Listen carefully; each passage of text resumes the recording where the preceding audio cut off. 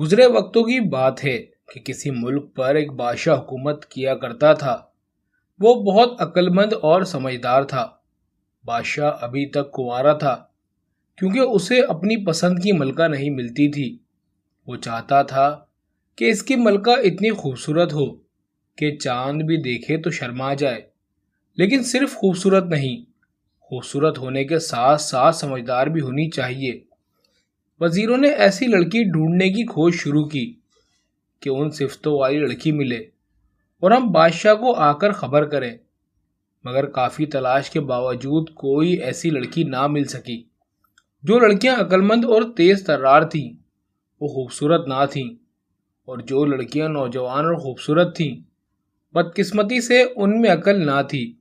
بادشاہ کو اب کچھ سمجھ نہیں آ رہی تھی کہ وہ کیا کرے۔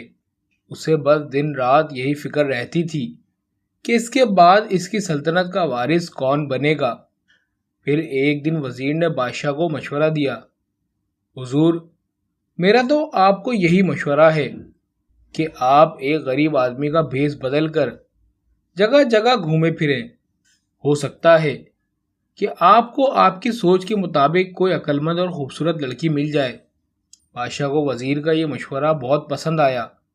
پھر بادشاہ نے ایک غریب اور بوڑھے آدمی کا بھیس بدلا اور اپنے شاہی محل سے نکل کھڑا ہوا۔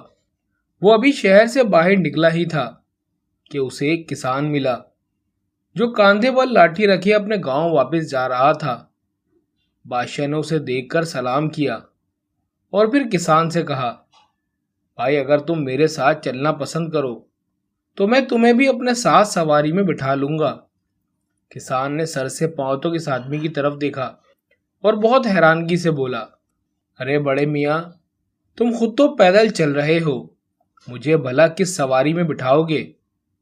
بادشاہ نے اسے کوئی جواب نہ دیا اور دونوں چپ چاپ ساتھ چلنے لگے۔ تھوڑی ہی دور گئے ہوں گے کہ کلمہ شہادت کی آواز آئی۔ چند لوگ قبرستان کی طرف جنازہ لیے جا رہے تھے۔ بادشاہ نے کسان کی طرف دیکھا اور اس سے پوچھا، یہ آدمی زندہ ہے یا مردہ؟ کسان نے حیرت بھری نگاہوں کے ساتھ بادشاہ کی طرف دیکھا اور بولا، بڑے میاں، اگر یہ زندہ ہوتا تو یہ لوگ اس کا جنازہ لے کر قبرستان کی طرف کیوں جاتے؟ تمہارے دماغ کا کوئی نہ کوئی پیچ ضرور ڈھیلا ہے۔ اب وہ دونوں ایک کھیت کے پاس سے گزرے جس میں گندم کے پودے کھڑے جھوم رہے تھے۔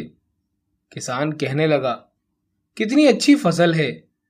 بادشاہ بولا، ہاں، فصل تو اچھی ہے، لیکن یہ نہیں پتا کٹی ہوئی ہے یا بنا کٹی۔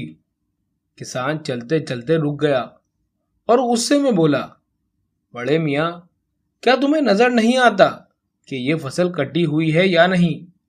بادشاہ نے آہستہ آواز میں کہا، میرے بھائی، بعض چیزیں ایسی ہوتی ہیں جو ہوتی کچھ ہیں اور دکھائی کچھ اور دیتی ہیں۔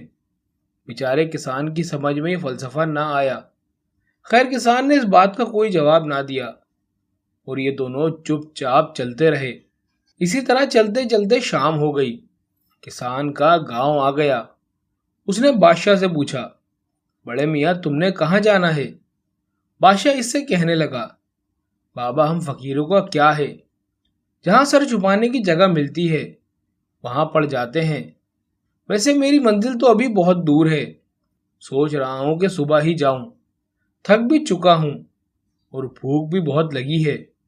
تمہارے گاؤں میں کوئی سرائے تو ہوگی، ویسے بھی دیہاتی بہت مہمان نواز ہوتے ہیں۔ کسان سوچنے لگا کہ یہ بیچارہ آدھی رات کو کہاں دھکے کھاتا پھرے گا، پتہ نہیں اس کے پاس پیسے بھی ہیں یا نہیں، کیوں نہ میں اسے اپنے ساتھ لے چلوں۔ ایک رات کی تو بات ہے، صبح ہوتے ہی چلا جائے گا۔ کسان کہنے لگا، بڑے میاں، یہ چھوٹا سا گاؤں ہے، یہاں سرائے کہاں ہیں؟ تم میرے ساتھ میرے گھر چلو، وہاں آج کی رات گزار لو۔ بادشاہ کہنے لگا، اللہ تمہیں خوش رکھے۔ پھر اس سے پوچھنے لگا، تمہارے گھر میں کتنے افراد ہیں؟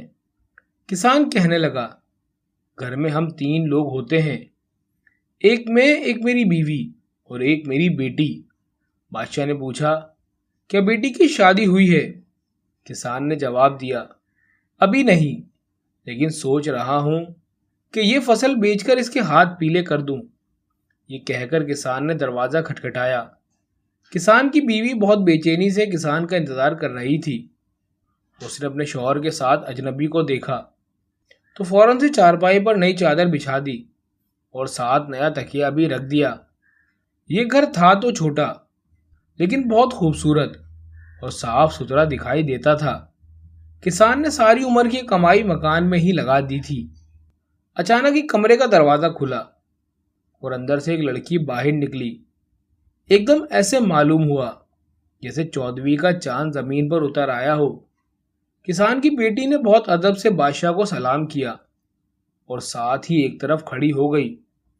بادشاہ کسان کی بیٹی کو دیکھ کر حیران رہ گیا اور پھر سنبھل کر بولا، کتنا خوبصورت مکان ہے، مگر اس مکان میں ایک اینٹ کی کمی ہے۔ کسان اس کی بات سن کر غصے میں آ گیا اور یہ سوچنے لگا کہ میں نے یہ مکان اتنی محنت سے بنایا ہے، پھر بھی بڑے میاں بول رہے ہیں اس میں ایک اینٹ کی کمی ہے۔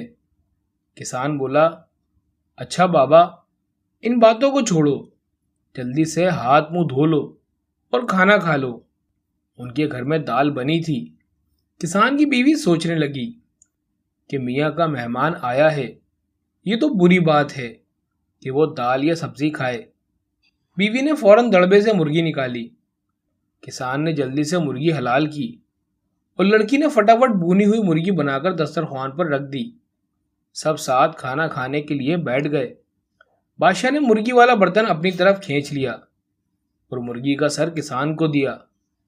مرغی کی ٹانگیں کسان کی بیوی کو دی اور مرغی کے جو بازو تھے وہ کسان کی بیٹی کی پلیٹ میں ڈال دیے۔ پھر اس نے دل کے 4 ٹکڑے کیے اور ایک ایک ٹکڑا سب کو بانٹ دیا۔ باقی کی مرغی سب نے مل کر کھائی۔ کھانا کھانے کے بعد بادشاہ نے ہاتھ دھوئے اور کلی کی اور ان سے کہنے لگا کہ رات کا کھانا کھا کر میں کچھ دیر ٹہلا کرتا ہوں، یہ صحت کے لیے بہت مفید ہے۔ آدھے گھنٹے تک آ جاؤں گا، دروازہ بند کر لیں۔ کسان نے دروازہ بند کرتے ہوئے کہا، عجیب خپتی بڈھا ہے، پورے راستے میں میرا دماغ کھاتا آیا ہے۔ یہ کہہ کر اس نے اپنی بیوی اور بیٹی کو اس بوڑھے آدمی کی شروع سے آخر تک ساری بات بتائی۔ کسان کی بیٹی نے ایک ایک بات غور سے سنی اور پھر مسکرا کر بولی، ابا جی، یہ آدمی خپتی نہیں اور نہ ہی پاگل ہے، بلکہ بہت عقل مند ہے۔ کسان اپنی بیٹی سے کہنے لگا، بیٹا ذرا سوچو تو، ہم دونوں پیدل چل رہے تھے کہ یہ بڈھا آدمی مجھ سے کہنے لگا، اگر تم میرے ساتھ چلنا پسند کرو تو میں تمہیں بھی سواری میں بٹھا لوں گا۔ ایسی بات بھلا کوئی عقل مند آدمی کر سکتا ہے؟ لڑکی ہلکا سا مسکرائی اور دھیمے لہجے میں بولی، ابا جان، ان کا ایسا کہنا بالکل ٹھیک ہے۔ جب کوئی اکیلا انسان سفر کرتا ہے تو تھوڑا فاصلہ بھی کاٹے نہیں کٹتا، لیکن اگر 2 آدمی ساتھ میں چلیں اور باتیں کرتے جائیں تو لمبا سفر بھی کم معلوم ہوتا ہے۔ سواری میں بٹھانے کا اس کا یہ مطلب تھا کہ آؤ میرے ساتھ باتیں کرتے چلو، تمہیں تھکان نہیں ہوگی، تم ایسا محسوس کرو گے جیسے کسی سواری میں جا رہے ہو۔ کسان نے حیرت سے اپنی بیٹی کی طرف دیکھا، کچھ دیر سر کھجایا، پھر اس سے کہنے لگا، چلو تمہاری یہ بات میں مان لیتا ہوں، لیکن جنازے کو دیکھ کر اس نے یہ کیوں کہا کہ یہ مردہ ہے یا زندہ؟ لڑکی نے جواب دیا، ابا جان، یہ بھی کسی حکمت سے خالی نہیں۔ نیک آدمی مرنے کے بعد جنت میں جاتا ہے جہاں وہ ہمیشہ زندہ رہتا ہے، برا آدمی جہنم میں جاتا ہے جہاں وہ مر گیا سمجھو۔ جنازے کو دیکھ کر اس نے یہ معلوم کیا تھا کہ یہ شخص جنت میں گیا ہے یا پھر جہنم میں۔ اس کے جواب میں آپ کو یہ کہنا چاہیے تھا کہ اگر اس کے اعمال اچھے ہیں تو یہ زندہ ہے اور اگر اعمال برے ہیں تو مردہ۔ کسان اس کی بات سن کر ہکا بکا رہ گیا، لیکن اب اسے ایک اور بات یاد آئی۔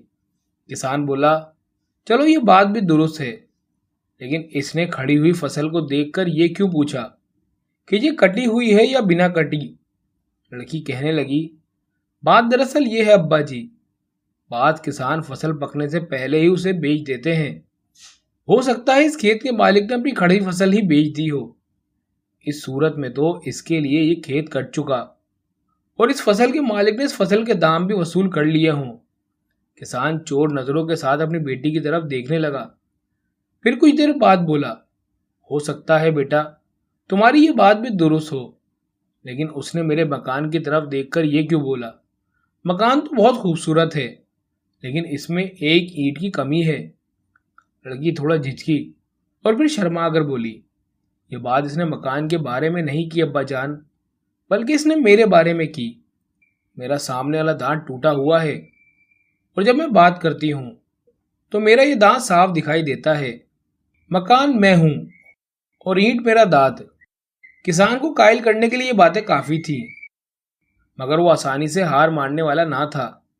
اچھا یہ بتاؤ، اس نے مرغی کے گوشت کو اس عجیب طریقے سے تقسیم کیوں کیا؟ اس نے مرغی کا سر مجھے دیا، مرغی کی ٹانگیں تمہاری ماں کو، اور بازو تمہیں دے دیے، اور آخر میں دل کے 4 حصے کر کے سب میں بانٹ دیا۔ لڑکی نے کہا، میں آپ کو بتاتی ہوں ابا جان، اس نے آپ کو مرغی کا سر دیا، اس کا مطلب یہ ہے کہ آپ اس گھر کے سردار ہیں۔ اماں کو مرغی کی ٹانگیں دیں، اس کا مطلب یہ ہے کہ گھر کے کام کاج میں اماں کو ہر وقت مستعد رہنا چاہیے، اور مجھے اس نے بازو دیے، اس سے اس کا یہ مطلب تھا کہ مجھے کام دھندے میں اپنے ماں باپ کی مدد کرنی چاہیے۔ آخر میں اس نے ہم سب کو دل کا ایک ایک ٹکڑا دیا۔ اس سے وہ ہمیں یہ بتانا چاہتا تھا کہ دنیا دکھوں سے بھری ہوئی ہے، اور ان دکھوں اور مصیبتوں کا مقابلہ کرنے کے لیے ہمیں ایک مضبوط دل کی ضرورت ہے۔ ادھر بادشاہ دروازے سے کان لگائے ان کی باتیں سن رہا تھا۔